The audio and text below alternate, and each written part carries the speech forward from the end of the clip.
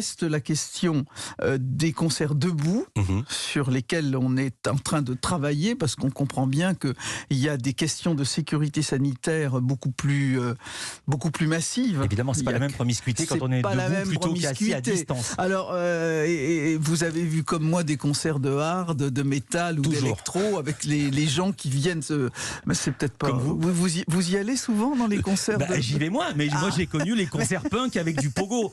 Et j'ai appris que vous aviez appris ce qu'était The Wall of the Dead, le mur de la mort. Le mur de la mort. Racontez ce que c'est, madame la ministre. C'est-à-dire la fosse se sépare en deux et chaque côté de la fosse se précipite l'un vers l'autre, les uns vers les autres en agitant les bras et les jambes. On imagine qu'effectivement, au niveau des consignes de sécurité, c'est pas formidable.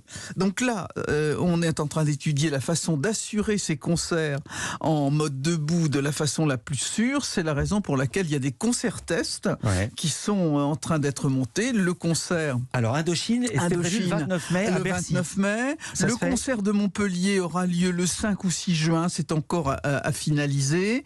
Et puis, on est en train de voir si on peut faire que le Conseil de Marseille, qui avait été le concert avec le SMA, le syndicat des musiques actuelles, peut se tenir...